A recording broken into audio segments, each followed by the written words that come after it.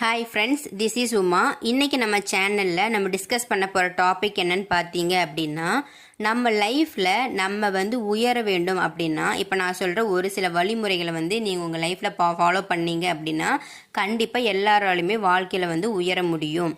ஓகேவா ஃப்ரெண்ட்ஸ், இன்றைக்கி வாங்க நம்ம எப்போ சொல்கிற மாதிரி லேட் பண்ண வேண்டாம், டைரெக்டாக நம்ம டாபிக்குள்ளே போயிடலாம். ஃபஸ்ட்டு இப்போ நம்ம லைஃப்பில் நம்ம ஒரு பிளான் பண்ணி வச்சுருப்போம். அதாவது இப்போ 1 இயர்க்குள்ளே நான் இப்படி இருக்கணும், இல்லை 1 இயர்க்குள்ளே நான் இதை அச்சீவ் பண்ணிடுவேன், இந்த கமிட்மெண்ட்ஸ் நான் முடிச்சிருவேன் அப்படி சொல்லிட்டு நம்ம ஏதாவது ஒன்று லைஃப்பில் அச்சீவ் பண்ணுறதுக்காக நம்ம டிசைட் பண்ணி வச்சுருப்போம். அந்த மாதிரி நீங்கள் லைஃப்பில் ஏதாவது டிசைட் பண்ணி வச்சுருந்தீங்க அப்படின்னா அதை நீங்கள் வெற்றி பெறணும் அப்படின்னா அந்த தருணத்துக்கு உண்டான அந்த இப்போ நீங்கள் பிளான் பண்ணி வச்சுருக்க பார்த்தீங்களா, அதை நீங்கள் ரகசியமாக உங்களுக்குள்ளே மறைச்சி வச்சுக்கணும்.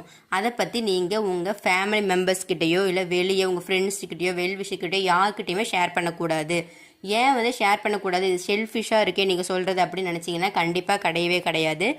ஏன் நான் சொல்கிறேன் அப்படின்னா, இப்போ நம்ம ஒரு வெற்றி வர்றதுக்கு முன்னாடியே அது நீங்கள் எல்லாருக்கிட்டையும் சொல்லிட்டீங்க அப்படின்னா நீங்கள் அதை இன்கேஸ் நீங்கள் அச்சீவ் பண்ணுறதுக்கு அது லேட் ஆச்சு அப்படின்னா கேட்பாங்க. இந்த மாதிரி நீ பிளான் பண்ண சொன்னியே, அது என்னாச்சு அப்படி சொல்லிட்டு எல்லோரும் கேட்பாங்க. ஸோ அந்த மாதிரி கேட்கும்போது உங்களுக்கே என்னடா நம்ம பிளான் பண்ணதை அச்சீவ் பண்ணலையே அப்படிங்கிற மாதிரி ஒரு மைண்ட் செட் உங்களுக்கு வந்துடும். ஸோ அதை நம்ம டிசைட் பண்ணி வச்சுருக்கிறது ஏதாவது சேஞ்சஸ் பண்ணுறதுக்கான வாய்ப்பு இருக்குது.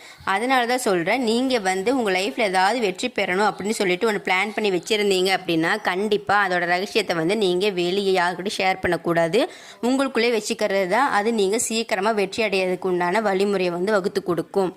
அதுக்கப்புறம் உங்கள் மனசில் இருக்க எல்லாத்தையுமே நீங்கள் வெளியே கொட்டிடக்கூடாது. ஃபார் அன் எக்ஸாம்பிளுக்கு ஒரு சிலவங்க சொல்லுவாங்க, உங்கள் மனசில் இருக்கிறதெல்லாம் நீங்கள் கொட்டி தீர்த்துருங்க, அப்போ தான் மனபாரம் குறையும் அப்படின்னு சொல்லுவாங்க. நீங்கள் சரி அப்படின்னு சொல்லிட்டு அவங்க பேச்சை கேட்டுட்டு நீங்கள் கொட்டிடுவீங்க. கொட்டினதுக்கு அப்புறமா தான் உங்களுக்கு பிரச்சனையே ஸ்டார்ட் ஆகும். அப்போ நீங்கள் என்ன நினைப்பீங்க, என்னடா நம்பி சொன்னோமே இப்படி அவங்க நம்ம நம்பிக்கை துரோகம் பண்ணிட்டாங்களே அப்படிங்கிற அளவுக்கு நம்மளே அது நம்ம வழிவகுத்து கொடுத்துருவோம். ஸோ நீங்கள் என்ன பண்ணணும்னா, யாராவது உங்ககிட்ட அப்படி உங்கள் மனசில் இருக்க நீ கொட்டி தீர்த்துரு அப்படின்னு சொன்னாங்கன்னா அது எந்தெந்த சூழ்நிலை நம்ம மனசில் இருக்கிற எல்லாம் கொட்டி தீர்க்கணும் இருக்குது. இப்போ நம்ம வீட்டில் ஏதாவது ஒரு இழப்பு ஏற்பட்டிருக்கு, இல்லை நம்ம லைஃப்பில் நம்ம கூட இருந்தவங்க இப்போ நம்மக்கிட்ட இல்லை அப்படிங்கும்போது அந்த மாதிரி தருணத்தில் இந்த மாதிரி அவங்க நம்ம கூட இல்லையே, இருந்திருந்தால் அப்படி இருக்கும் இப்படி இருக்கும், அந்த மாதிரி விஷயத்த நீங்கள் மனசார கொட்டிடலாம். அது உங்களுக்கு பாரம் குறையும்.